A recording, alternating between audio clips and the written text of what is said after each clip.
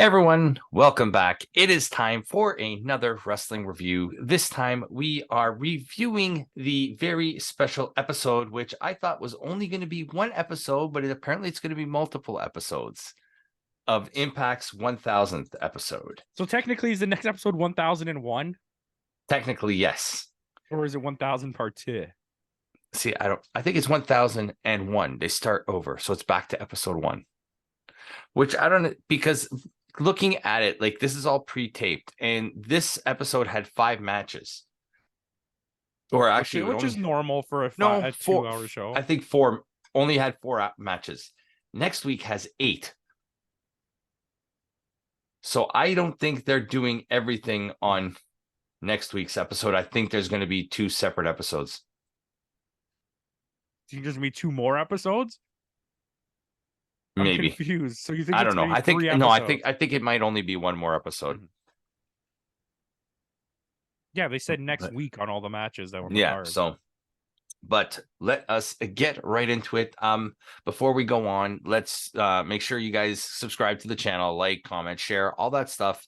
It helps me put up more content like this for you guys, as you can see by like all the little fancy graphics I have now on the screen and all that. I'm trying my best to learn new things, and even at my age, I can learn new things. So that's all because you guys help me out to learn these things. I want to put out better content for you guys, so make sure you follow and all that good stuff. So before we get into that, let's talk about what a significance episode 1000 is. We won't get too much into it. We'll save that for the state coming out later in the week, but like, what's the significance of a wrestling company reaching 1,000 episodes of TV? Like, it's what? That's huge. It is. Absolutely, it is. It's massive. There's like, I was watching. Sorry, go. You talk. No, I was going to say there's only been 1 other company and 2 other shows that have done it, which are Raw and SmackDown. And like, let's talk. It's funny. We'll talk about SmackDown in a second. Okay. Okay, we'll talk about it right now. You know how like WCW had Thunder, and like nobody cared about Thunder. Yeah. WWF SmackDown was that show for like 70% of its run. Nobody cared about SmackDown. It's only recently that it's now the flagship show that people care about SmackDown. You know, like since we have separate rosters. Yeah. And it's like there's a reason, right? It's like, I mean, when it first aired, they had the Rock behind it, right? So it was. And then later, late 90s, early 2000s, you had like the SmackDown 6 when Edge and Angle and Undertaker and Batista and all those guys were putting on banger matches there too. Eddie Guerrero. Yeah, but it still wasn't Raw. No. And Raw was still the flagship show. I'm just saying, the secondary shows are, even that at that point, it was considered the secondary show. Okay, it doesn't matter. We're going way off topic.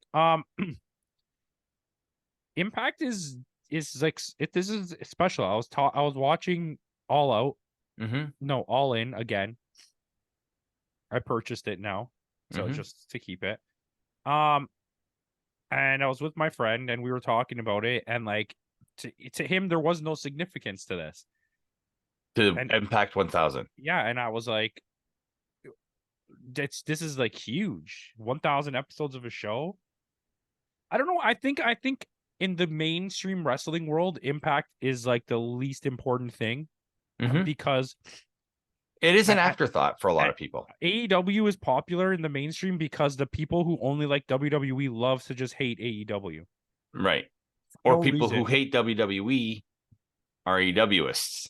Yeah, so it's like its reason for existing is popular. But Impact is like now. I mean, the Impact kind of used to be that, right? Yeah. But like, it's less significant now, and I think that's upsetting because I think it's a pretty well done product. It's a quality product. It is. Like, their last pay-per-views have been pretty good. Like, they have a good, like, maybe not as recognizable as like a Roman Reigns, but like, I mean, they have some good talent. Of all the people to name, that I like how you name drop that, because he's the least significant. He is, but he's the most he's the most okay. John Cena, Seth Rollins. I agree with you. I'm not disagreeing with you. I think it's so funny that when we were naming people that are like the big name, we say Roman Reigns. Like, no one should ever be talking about Roman Reigns. I mean, he's the name everybody would recognize at this point. Unfortunately. Right? But yeah, it's I think he started off this show clearly taking influence from you to talk about how good his women's division was. I'm telling you, man, Scott D'Amore's taking my thunder here because you basically book the show now. Yeah, basically, I booked this opening segment basically. Yeah, you did, because it was like, well, how can we make an opening segment with our female division? Let's bring them all out. So I basically booked it. I'll take the credit for this. Okay, okay, I like it. But I mean, it sets up that, like, it sets up the tag match that's going to happen next week. It's going to be a 2-parter now. So I wasn't, because when I saw the card, I'm like, how are they going to fit this all on one show unless they're going to do a 4-hour special? This promo was 27 minutes. Yes, it was. But it wasn't a bad promo. No, it wasn't bad. It was kind of fun. Yeah, good to see, like, some talent you haven't seen, like the beautiful people come out, like, you know what I mean? They could have slowed down with the rate that they came out at. Yeah, because it was like 1, 2, 3, 4, 5, 6, 7, 8, 9, all in a row. Like there was no time for anyone to like talk. Yeah. I think because that video segment that they talked about the Knockouts division ran a bit long, but it was a good video package. Like, it was, it talks every about, video package was good. Yeah, it actually was. Like, usually we don't say that about like wrestling shows. And the difference between this show too, this is an episode of TV as opposed to a pay-per-view, so you're going to get more of those talking segments, you're going to get a lot more of those video packages. But it was a great opening segment. It sets up the match for next week's episode, where they're doing a 5 versus 5 knockouts tag match. And like you said, I think Scott D'Amore heard me and said, hey, let's book this. Yeah, I like the choice of venue. It felt bigger than the normal show. This was the same place where they did the Victory Road. Yeah, so it was like, it was nice. It had more people. It felt important. And the fans actually clearly enjoyed the like, you could see the fans enjoying the show. This is one of those moments, right? This is like me going to watch Edge's last match, or going to watch Forbidden Door. This is like a special thing that it's like maybe it's once in a lifetime. They're never going to have a 1,000th episode again. Well, are they going to get to 2,000? You know what I mean? That would be 2,000th episode, so it's different. It's different, yeah. Getting to say that if you're a really big fan and you got to say that you were at the 1,000th episode, that's like a special. Yeah, it is. It is very special. But like I said, it was good to see, like, even someone like as inconsequential as Tasha Steelz returning got a little pop out of me. I'm like, holy shit, they brought her back. Is she on one of the teams? Because wasn't there already 10 people? I don't know. I know. So the team is this. I can tell you this. It's Gail Kim, Jordan Grace, Mickey James, who was the special, like the unknown, Trinity, Awesome Kong, are going up against Giselle Shaw, Angelina Love, Deonna Purrazzo, Savannah Evans, and Tasha Steelz. Oh, so Tasha Steelz she was the special on the other team. Yeah. So, but it's good. It hides like some of the people, like, for example, like Awesome Kong, who may not be able to go as well as some of the other girls, like at her, or Gail Kim, who probably hasn't stepped in a ring in how many years? Like, I mean, she's the head of the women's division. I'm sure she still trains with them. Yeah, but I mean, being married to Robert Irvine, all those great meals he's probably cooking for. Oh, that's a good point. She's in great shape, actually. Yeah, Gail Kim looked fantastic. Awesome Kong really thinned out a bit, and I think that maybe that's going to help her out with her cardio in the ring. And she's still intimidating. Awesome Kong. Oh yeah, don't get me wrong. But it's like, you really need to have coverage for the beautiful people. Yeah. Well, like, outside of popularity, we're never good in the ring. No, we're never good in the ring. No, not at all. But I mean, so it was a good opening segment. After this opening segment, they go backstage. They show America's Most Wanted, Jay Storm and Jay Storm? No. I don't even know who they were. I forgot his name. I had no idea who they were. I'm not James Storm. Yeah, James Storm and Chris Harris, America's Most Wanted. Probably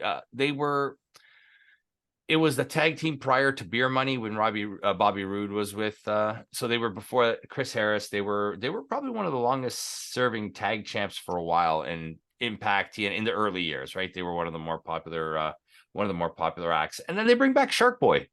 Shark Boy and Santino was my favorite part of this whole thing. And what I loved about this segment is they are poking fun. I don't want to say poking fun, but paying homage to that time when Austin couldn't wrestle, so they made him director of authority. He could come out on the ATV and he'd like, you know what I mean? And he's doing the whole Austin gimmick. So they made Austin like the director of authority kind of thing, his deputy, because he was Vince's because they did Steve Austin did Vince's deputy. And I kind of like that, paying homage to that, because like Shark Boy was his old gimmick was he woke up from a coma and thought he was Steve Austin. Yeah, I love it. It's great. So yeah, Santino and Shark Boy were really, really, they worked well together. The comedy, Santino is one of those guys that goes underappreciated in the world of wrestling. The guy was talented, but he also had a knack for that. He filled that void where that comedy wrestler, you know what I mean? Like He's been doing a fake Italian accent for like 20 years now, and it's not funny. Like it will never not be but the not thing funny. is, he is actually Italian. Oh, yeah, He I can know. speak Italian. That's the funny part. He always kills me. He goes, "You son of a gun." John Cena. John Cena. He calls Kane Kane. They're so that's good. But for those who don't know, Kane is Italian for dog. Yeah, he's good. He's funny, and he can wrestle. Yeah, he can.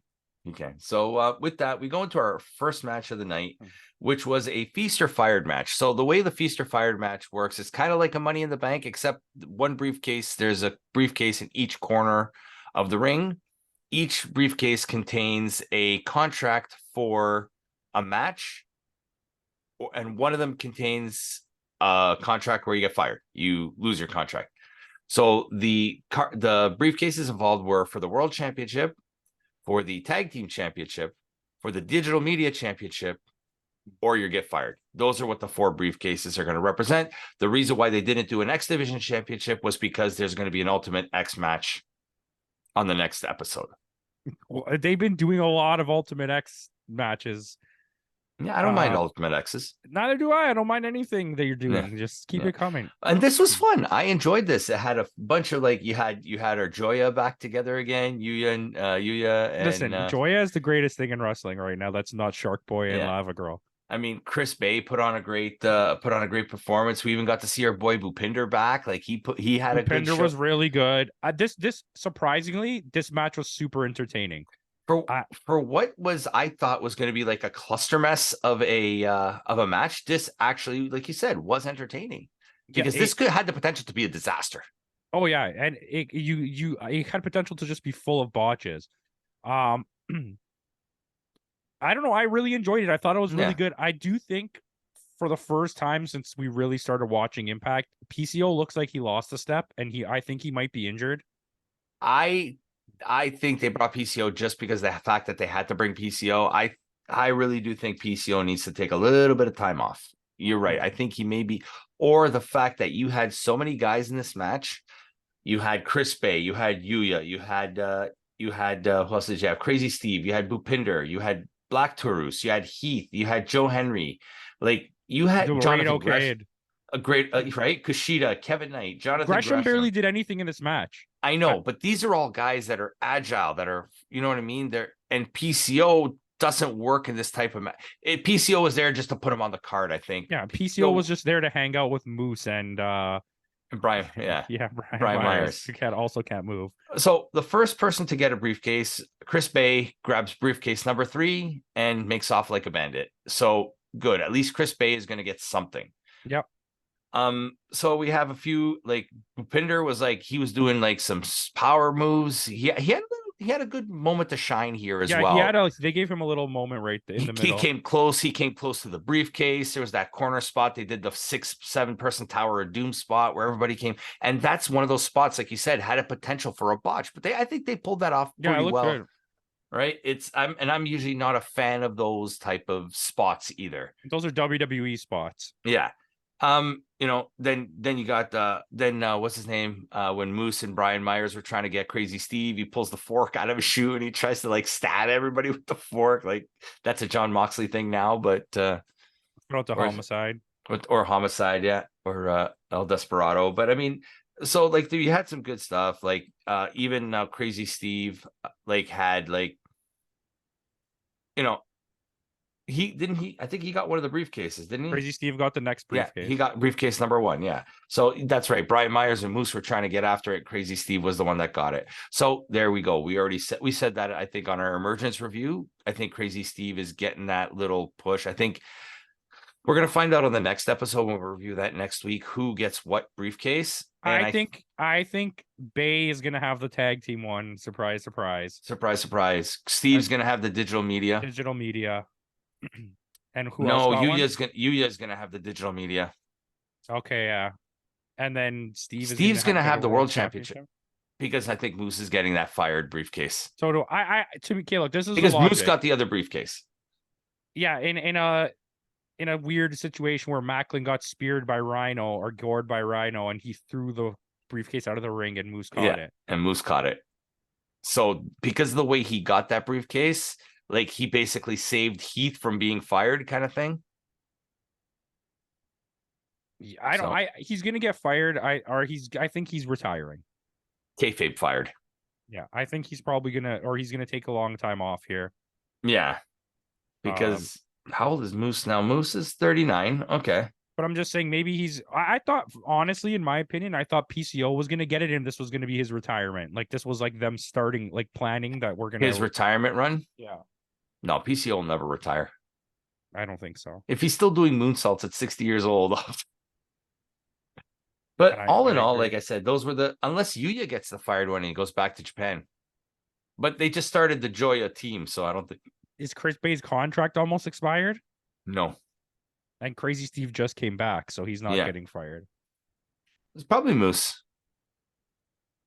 But this was fun, and it wasn't too long either. Usually they tend to like make these drag on a little bit, but it was nice. It was a good pace. It was just the right amount of time. It was about 13 minutes.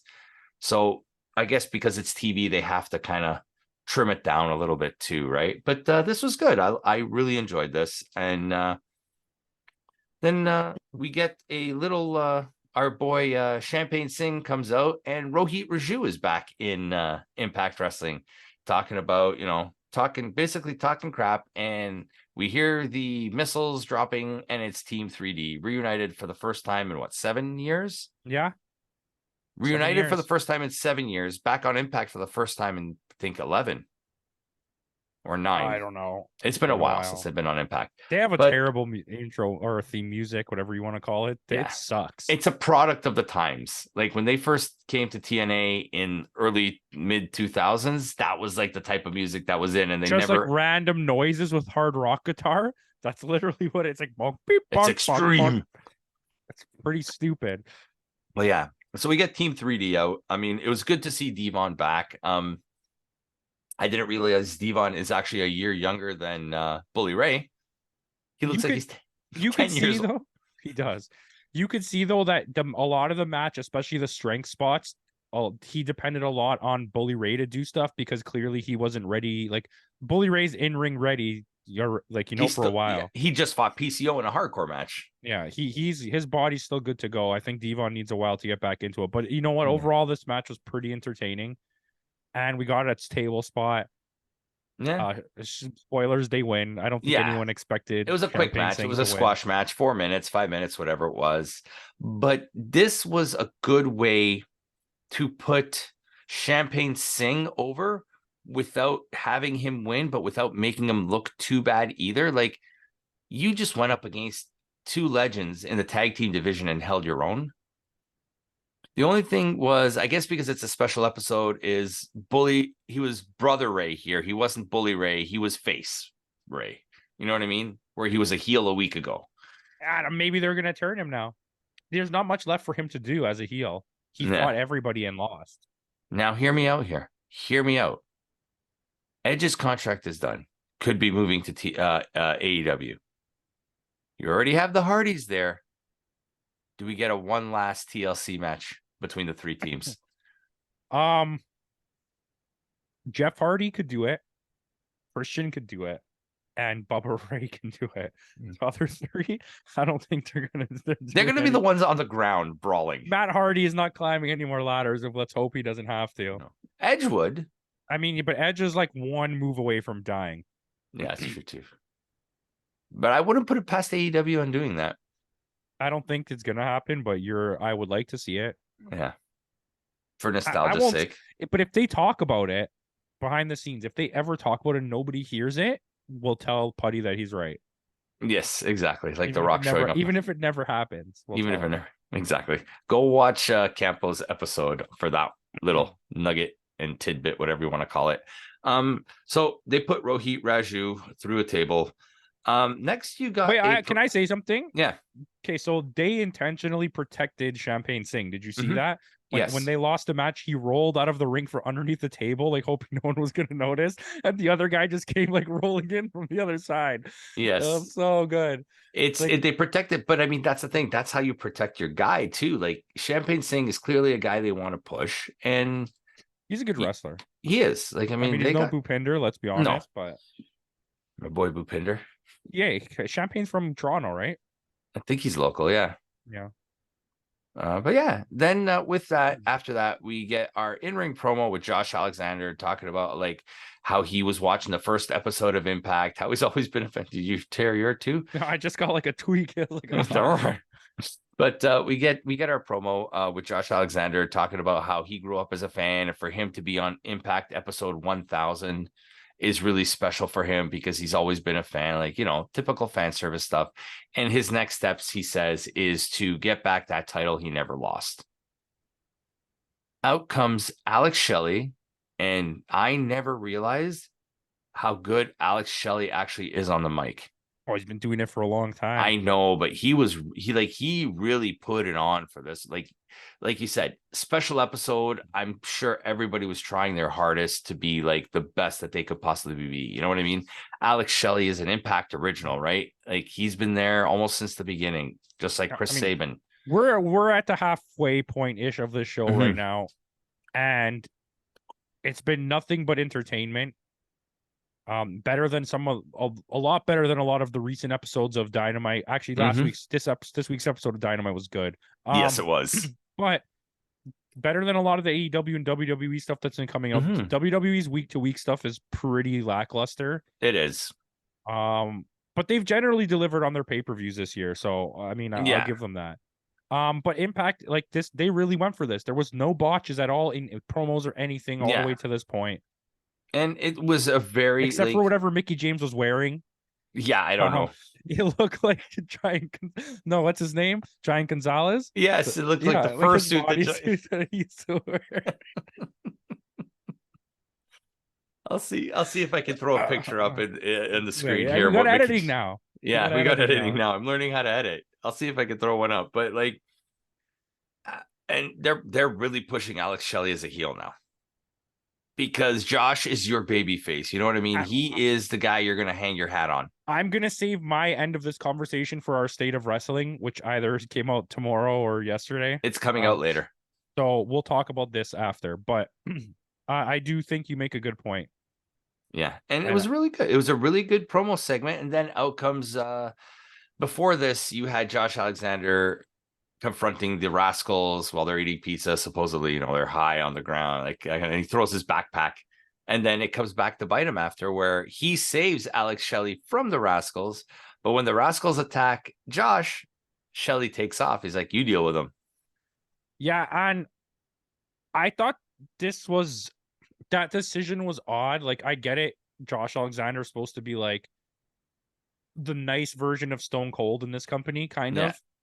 But it's like the Rascals are also supposed to be like these like piece of shit gangster, like ruthless guys who got bitched out by like Mr. Clean.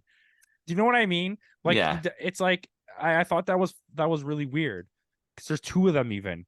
Yeah. But I guess they're trying to like really put Josh over as like this super strong guy. The White Knight, the knight in shining armor kind of thing, right? The defender of but this was a very good segment. I enjoyed it. Everything was good. We go into our third match of the night, which was Eddie Edwards and Alicia Edwards against Frankie Kazarian and Tracy Brooks. And this is two matches in a row where Alicia Edwards actually looked pretty good. I was hoping we were gonna talk about that. Like, what happened here? Yeah. Like she almost stole the show in this match. Yeah, and she doesn't even need to do anything. When she gets a move done to her, she sells so So well. well. When Frankie Kazarian gave her like I don't know what it was, a suplex or a Yeah. brain buster or something, Yeah. she took it really well. She Yeah. landed so flat and then like immediately sold. Yeah. And like I said, even like for someone like, again, Tracy Brooks, someone who's been out of the ring for 10, 15 years, again, list of great Canadian women wrestlers coming out soon, and Tracy Brooks probably has to be on that list too. Let's find out. Right. But she, Alicia was able to protect her in the ring and make her look good and sell the moves that Tracy was doing to her, kind of thing. Like, I don't know what happened, but these last 2 times we've seen Alicia Edwards in the ring, she's impressed me. I want to see her more than I want to see Eddie Edwards, and it's not just because she's kind of cute. It's like surprisingly good ring work. Yeah, So it we was. know that Naomi was not the factor in the last match. It actually was No. Like, I want to see something Alicia. like Alicia, whatever you want to call her, against the Giselle Shaw. Yeah. Or I want to see her against Taylor Wilde. I think that would Taylor work Wilde. good because Yeah. they're both the similar size. So I think I'm it would sure put her she on could for a have a good really good match match. against Kylan King too. I mean, Kylan King's a really good wrestler. Yeah, but I'm just saying she could probably have a good match against Kylan King too. Okay, God. Like this, Scott, why haven't you called me back? Call me. Don't call him. My number is 416-911-1111. 967. That's the wrong. Don't call that one. Yeah, don't Don't call that number. one. 123 fake. That's not what I meant.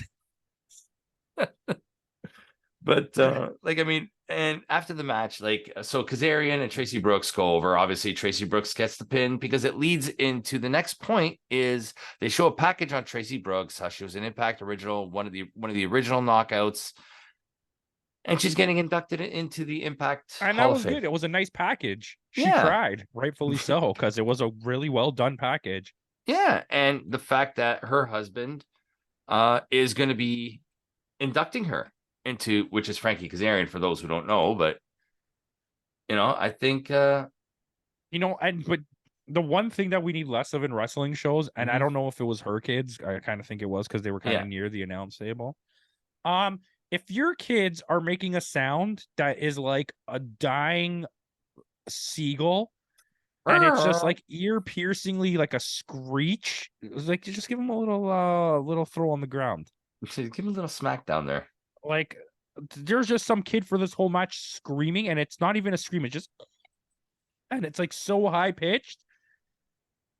And it's always wherever the loud kid is in wrestling now. Is where the mic is. Where the mic is. Always. Yeah. Impact and AEW have had this problem a lot lately. Where like I feel like WWE has a good, like, I don't know if it's the mics they use, but it's really not just the mics, crowd. but they also use the sound. They dampen this. They have sound dampeners too, right? They cut out a lot of crowd sound. They know how to mute. At All In, the goddamn guy behind the table that's banging on the barricade. Oh my God. That's all you hear. Yeah. Or Sorry, that episode of Dynamite where Adam Cole is giving this heartfelt promo. The guy's like, "You suck." I wish, like, when I was yelling at Roman Reigns, I wish you could hear me like that, because like you could hear that guy for sure. But I mean, deservedly so. She paved the way for for the knockouts division, at least, like her, Gail, because Gail Kim's already there. Someone like even an ODB, I think, deserves to be in the Knockouts Hall of Fame. But I mean, it's good for her, and deservedly so. Like you're saying about distractions, though, I was distracted by that woman standing right in the middle in the pink and the logo. Oh, you know what? Want to know something? That was so subliminal to me, because until you just said it, I never even thought about it. But now that you said that, I realized that the whole time she was just there. She just stood out because everybody is like this typical wrestling fan, black t-shirt, this girl in a low cut top, pink fur, like it's. Yeah, I was like, like the white Nicki Minaj. She stood out. But I digress. We get a little backstage promo after with the Rascals and Josh, and they set up a match for next week. We're gonna get Josh Alexander against Trey Miguel in a singles match. this is really, you could see this is the push for Trey Miguel coming now. It's now, really, this is my question. Do you put him over or do you lose? Like, it's going to be obviously a cheating win. if he wins, it's a cheat win, but I think Josh is going over. But Yeah. he's going to make Trey Miguel look good. Well, his matches are always good for that, so. Yeah. And this is going to do a lot for Trey Miguel, I think. But I still think it's a loss for Trey Trey. Miguel's really good. Yeah. So with that, we're going to go into our main event of the night. The man who started Impact Wrestling 21 years ago in an Ultimate X match, basically, Chris Sabin, going for a record-setting 10th X Division Championship against current champion Lio Rush. What a match. This is the match we deserved at Slammiversary. Yeah, this is the match we deserved this anniversary. Salmon. This is the match we needed Slammiversary, but not the one we needed right now. Yeah. No, it was one of the better matches I've seen in a long time. Mm-hmm. It had full on all the way through Japanese storytelling, even to the point where, spoilers, feel good moment of the year, maybe. Yep. Along with Shinsuke. This here is like, now I understand why they did the Alex Shelley thing, because there was big plans for Chris Sabin to do his own big thing. So first he had to get that first X Division win to get him close to 10 to get to this point. To get to that point. He wins. And he is now the record-setting champion. He has 10 X Division champions, more than anybody else now. Yeah, and that means a lot. And I love that they didn't go the WWE road and have to break up this tag team. They can win their own things on their own. Absolutely. And still be a tag team. But we got that all Japan 90s storytelling where he had to pull out every finisher that he knew in the book. Yeah, 2 cradle shock DDTs. The fact that he kicked out of Final Hour or whatever, is that what it's called, the Final Hour? He was just sorry. He was on point. They were both on point. Both of them were on point in this match. This was definitely match of the night. I think this may even need serious, just because of the feel good moment at the end, match of the year contender. Yeah, it's definitely in the conversation, 100%.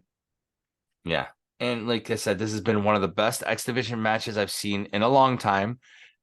By Lio Rush losing, though, this leads me to believe that Lio Rush is going to beat Takahashi. I mean, there's always potential for that. Because Takahashi's had that belt for a long time, and this could do great for Leo's career. Yeah, and Lio Rush is kind of popular right now. He's on a hot streak, so might as well ride the hot streak while it's there. But, it's good. It was good to see. Like, surprising, though, no Alex Shelley at the end when he won the belt. He came out. Did he? Yeah, so it's... you see him when everyone's coming down the ring, he's right behind them. But then they all get in the ring and start hugging him, and then Alex Shelley took so long. You see him at the last second before it cuts right before out, they climbs up on top of the apron and starts to get in the ring. Okay. Yeah. Okay. I saw the highlight of it, and I didn't see him either. And then when I actually watched the show, I was like, oh, he's right there. He is there. Okay, I must have missed it then, but I'll go back and watch it again. But all in all, this is how you do a special episode right. I was thoroughly entertained. The matches that they had were good matches. We had such a feel-good moment at the end when we went off the air. It was something special. It's going to be something you're going to... When you talk about Impact 1,000 episodes, this is what you're going to talk about. To me, the one thing I don't like is, because WWE is WWE, and right now they're not working well with AEW, I would have liked to have seen Christian come out, or a Kurt Angle, or Jeff Hardy, Matt Hardy, AJ. Yeah, like a lot of those guys. They have a lot of them, Roode, right? Just make an appearance, and it would have done a lot. But I guess they would have had to pay too. So yeah, I mean, they were talking about Team Canada, where the opened Impact Wrestling. That first episode, they were the first guys out. Him and Eric Young and Scott D'Amore. But Team Canada also had Bobby Roode, and it also had Petey Williams, who are both working in WWE at the moment. And he didn't mention either of them. Yeah. Didn't even mention them. No, he didn't. So, I mean, that's kind of sad. But all in all, what I think we're going to do is, because there's going to be 2 episodes, We'll give this episode a grade. We'll give the next episode a grade, and then we'll average out to 2. So in terms of this episode, what would you rate this show? Well, because this won't be graded on our system. No, this is going to be with the red. And if I rated it on feel goods, this is 10 out of 10 feel goods. If I rated it based on just what it is at the core, it's a solid 8 out of 10. Yeah, in terms of entertainment, absolutely. I'm with you there. I went a little higher. I gave it an 8.1, but we're still on the same. I think that like these are different ratings, so like I don't feel as much of a challenge of like comparing it to other things. Yeah, this is not a pay-per-view. This is not a but it's 10 feel goods out of 10. Oh yeah, kind of like what we did with the Super Juniors. Yeah. So I mean, I enjoyed it. Also, have you seen the sheet? I put a lot of X's down now. I decided I'm not watching any of those shows. All the X's I put in, I'm just not watching those ones. I see a few X's. Let's see where you put them. But not only did I fall a bit behind, guys, but also there are definitely shows that are not worth my time. Yeah, NXT Gold Rush, I see you put down. NXT Heatwave, NWA. Actually, NWA was not that bad. Yeah, but I don't want to. Did I watch Crockett Cup? I don't even remember. And no, you didn't. Yeah, I just. Oh yeah, you did. You gave it a 6.5. Yeah, there you go. I just don't care for those products in terms of like it's like AAA. Yeah, I'll watch Triple Mania because it's important, but I don't want to watch anything else. No, and I added some more shows to the list. We're probably not going to review them all, but like I mean, there's some decent shows on there though. So but catching things that are next on the list is easier than going back to rewatch things that I don't necessarily. That's why because we're not going to review them anyway. I think I missed the special Marufuji match, Marufuji's 25th anniversary match. Okay, well, we're gonna have to watch that. I missed the N one. Okay, I'm pretty disappointed. I mean, you could go back and watch the highlights. It was fun, but at least watch the main event. Yeah, I'm going to. Yeah, or at least the final night. So, guys, with that out of the way, did you guys watch Impact's 1000th episode? Join us next week for the review of Impact 1000 episode part 2 or 1001. So 1000 part 1 part D. I don't know, but join us next week for that. Join us later this week. We are finally back. We kind of did our state of wrestling for July on August 1st. So we skipped the month of August, but rest assured, later this week, we will have our state of wrestling for the month of September. We'll do it before September's out, so it'll be out later this week. So make sure you join us for that. Make sure you have that notification bell turned on. Follow us on the social media platforms so you know when the next videos are dropping. And with that out of the way, in the words of Kenny Omega, goodbye and good night.